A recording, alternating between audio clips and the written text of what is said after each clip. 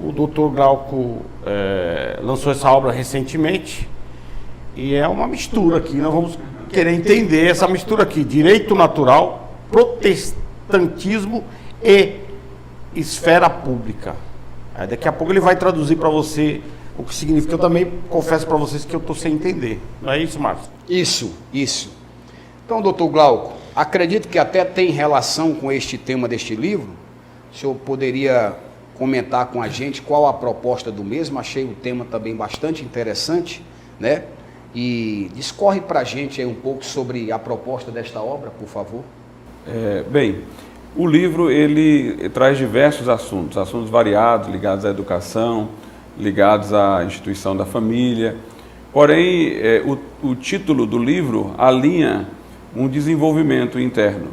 A ideia de direito natural, que aparece como primeira expressão no título, era a ideia que vinha já desde a filosofia clássica, atravessando a época áurea dos romanos e perpassando a Idade Média, segundo a qual há certos princípios éticos que são inegociáveis, que são imutáveis, que são permanentes, porque representam aspirações constantes da natureza humana, que estão de acordo com a natureza das coisas.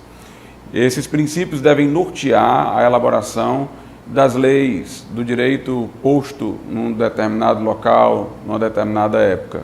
É claro que quando se vai elaborar o direito, você não leva em conta só princípios desses que são imutáveis, permanentes, mas também as condições sociais, estruturais, específicas de um povo. Mas esses princípios têm que ter suas exigências sempre atendidas.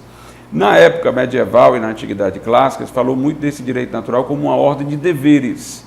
Mas o que é que o protestantismo trouxe? Uma valorização do indivíduo, com a ideia de que o homem poderia ter um encontro direto com Deus, mediado apenas pela leitura da Bíblia e por sua fé pessoal em Jesus, sem todo o caminho sacramental, sem toda a mediação institucional. Isso fez com que se valorizasse a condição do indivíduo. Isso fomentou, por exemplo, o constitucionalismo, o reconhecimento dos direitos individuais, principalmente nos países protestantes, de forma pioneira. Então, o protestantismo trouxe a ideia de direito subjetivo. Esse direito natural, além de me dar deveres, ele me dá também direitos. Então, até o momento anterior à chegada do protestantismo, falava-se muito dos deveres, por exemplo, dos reis, daqueles que governavam. Mas, se eles violassem direitos dos súditos, não teria como se reagir a isso, porque eles eram os governantes, os monarcas, eles coagiam, mas não poderiam ser coagidos.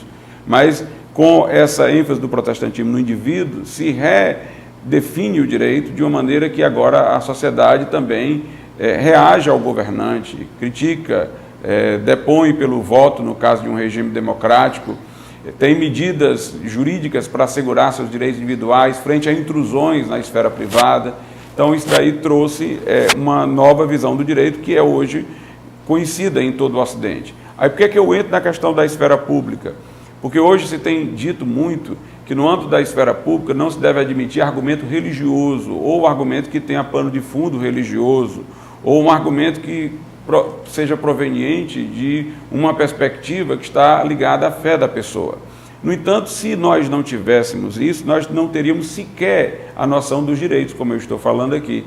Nós não teríamos sequer o constitucionalismo, como nós o conhecemos, que dependeu de um momento de mudança paradigmática na fé, de uma visão do indivíduo a partir de uma perspectiva de fé.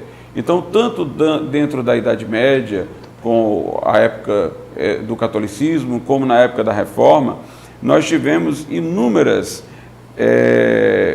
projeções de visões de mundo da fé cristã dentro do âmbito jurídico. E você nota que você não precisa nem necessariamente falar de teologia, é uma visão do direito em si por si, mas que depende remotamente de uma influência religiosa que criou certas diretrizes. Então, se nós fôssemos tirar da esfera pública o argumento que tem como pano de fundo elementos religiosos, nós iríamos ter que nos desfazer de todo o Ocidente. Nós iríamos, inclusive, perder aquelas coisas pelas quais nós lutamos, como os direitos individuais. Então, o objetivo do livro é mostrar a importância do direito natural, e mostrar o que o protestantismo adicionou a essa ideia de direito natural como sua contribuição e mostrar que a esfera pública se empobrece se nós limitarmos as possibilidades de argumentação à argumentação daqueles que não professam fé ou que ficam vigilantes no seu discurso para não deixar que qualquer elemento da fé entre na forma de sua visão. Nós não teríamos a sociedade ocidental como temos sem a participação do cristianismo, assim como a participação da filosofia clássica, assim como a participação dos elementos do direito romano. Então, nós temos que nos abrir a uma ampla sociedade do discurso, em que os argumentos sejam todos colocados, vindo de onde vierem, e que devem se mostrar influentes na medida que sejam capazes de convencer aos outros, convencer a sociedade. Mas nós não podemos dogmaticamente, aí sim é um dogma, dizer, você tem essa perspectiva, então você tem que ficar silente no discurso. Mas eu sou favorável ao Estado laico, que é o Estado não confessional. Ele não tem uma religião específica que ele patrocina, que ele subvenciona, ele não obriga ninguém a seguir uma determinada religião e nem tem alguma religião como específica. Porém, quando você fala de Estado laico, a definição é negativa. O Estado é laico quando ele é não confessional. Não quer dizer que ele, por não ser confessional, ele seja antirreligioso, ele seja contrário à religião. Inclusive, existem níveis de Estado laico. Os Estados Unidos é considerado um Estado laico, mas até um certo tempo atrás, mesmo nessa condição, valorizou muito a questão da religião, com monumentos aos 10 mandamentos, pessoas jurando com a mão em cima da Bíblia, porque isso é da cultura, da tradição, da origem, né? Valorizando fortemente elementos do cristianismo. O que eu ia comentar é o seguinte: os que militam hoje com muita força a favor do laicismo, do afastamento do discurso com fundo religioso da esfera pública, os que defendem muito essa remoção, né, da perspectiva religiosa, são os que hoje estão em partidos de esquerda. E é bom dizer que esses partidos de esquerda se alimentaram muito na teologia da libertação.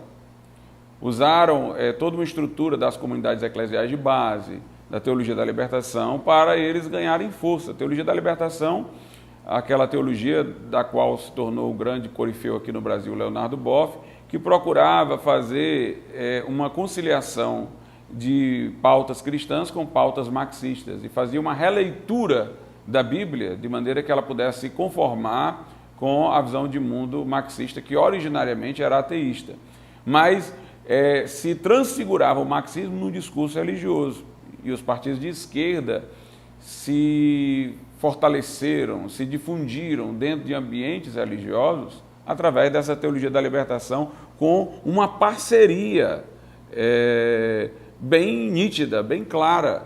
Então, por que esses mesmos grupos agora estão querendo que, do ponto de vista religioso, ninguém fale da esfera pública? Que forma de instrumentalização maior foi essa do que a teologia da libertação? Porque a teologia da libertação é deliberadamente o pensamento cristão se subordinando a um pensamento político determinado, que é o marxismo. Isso aqui é uma instrumentalização às claras, né? E essas pessoas querem hoje banir religiões que não têm uma pretensão de fazer esse sincretismo com o pensamento político. Elas podem até ter posições políticas, preferências políticas, mas não têm essa pretensão deliberada de fazer um sincretismo. Então, instrumentalização de forma explícita, eu não preciso nem fazer um juízo subjetivo se a intenção da pessoa foi essa ou não, é um juízo objetivo. Instrumentalização política foi esse período aí em que os partidos de esquerda parasitaram na teologia da libertação, porque aí é uma coisa evidente, visível. Portanto, eu não estou nem fazendo um juízo da subjetividade, se o motivo foi esse ou não no íntimo da pessoa. É um motivo público, né?